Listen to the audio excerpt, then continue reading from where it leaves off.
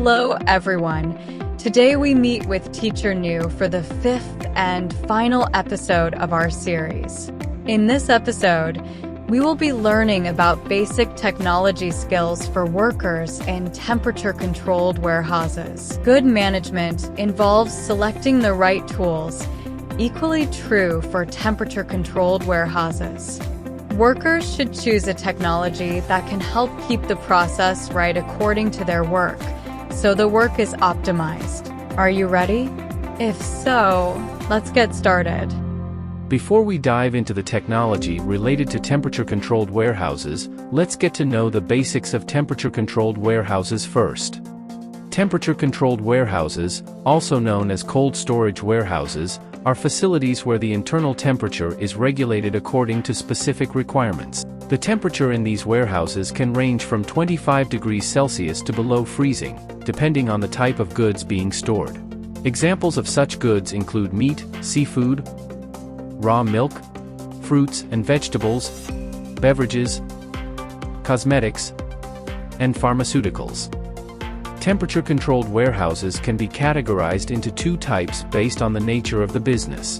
1. Private warehouses. These are privately owned warehouses, not shared with anyone else.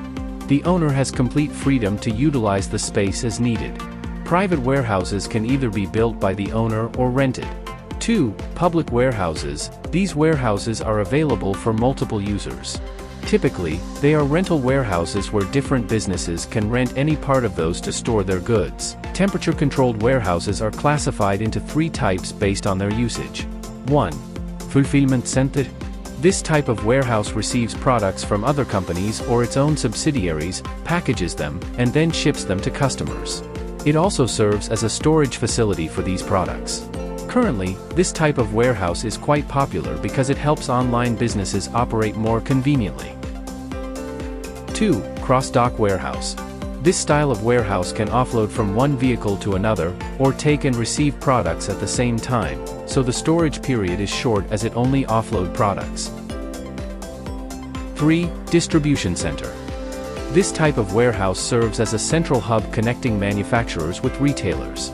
It will hold products from manufacturers and then distribute them to retail stores on behalf of the manufacturers, so that the retailers don't have to maintain large inventories themselves.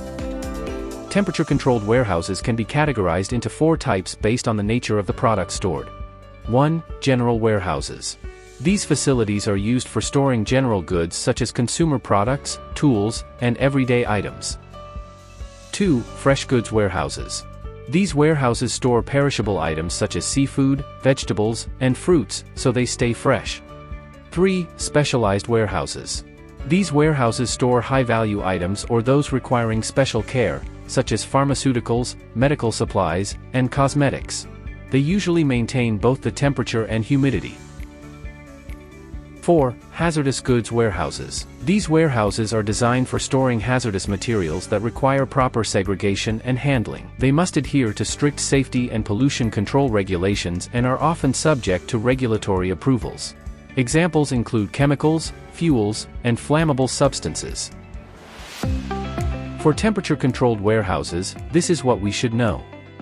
Technology used for temperature maintenance and monitoring to ensure safety during storage in warehouses includes 1. Temperature recording system. Data loggers, or temperature recording devices, are tools that can continuously monitor the temperature throughout the shipping process. They also record temperature data for historical tracking and analysis. 2. Temperature sensor. A temperature sensor is a device installed within the warehouse to continuously measure temperature in real time, 24 hours a day. This ensures that the temperature for the goods remains within the appropriate range at all times. The results are displayed via an LCD screen or computer devices. Temperature sensors must undergo calibration at least once a year to ensure accurate temperature measurement. Temperature measuring devices, thermometers. There are two basic types. Contact thermometers. These thermometers have temperature sensors that makes contact with the object being measured. They often have a sharp stainless steel tip to touch or penetrate the object. Contact thermometers come in both analog and digital forms. Non-contact thermometers. Also known as infrared thermometers, these devices work by detecting and measuring the infrared radiation emitted from an object.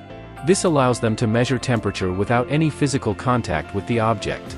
Infrared thermometers are quick, easy to use, and highly accurate. 3. Online cold storage system and smart IoT cold storage. Smart cold storage, IoT. The Internet of Things, IoT, refers to the interconnection of various smart devices through the Internet, allowing them to share information with one another. For IoT devices used in cold storage systems, features include real-time temperature control.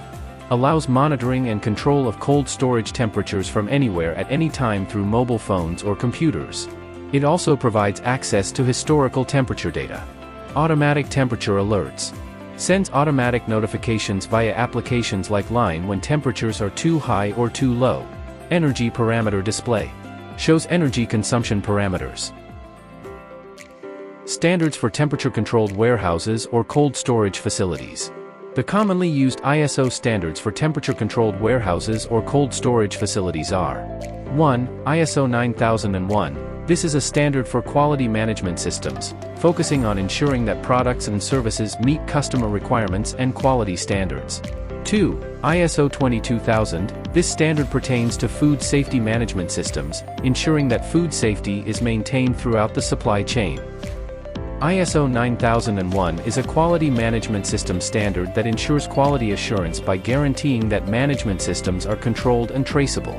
This is achieved through specifying procedures and methods of operation to ensure that all personnel understand their responsibilities and operational steps.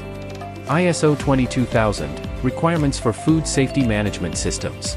ISO 22000 is a standard specifically designed for food safety management systems throughout the food chain. It provides a universal framework that integrates all relevant standards concerning food quality and safety currently enforced in the food trade. This ensures that businesses within the food chain adhere to a uniform, internationally recognized standard. It helps organizations comply with legal requirements and emphasizes the importance of doing so. ISO 22000 enhances confidence and safety in food products by ensuring rigorous safety management throughout the supply chain.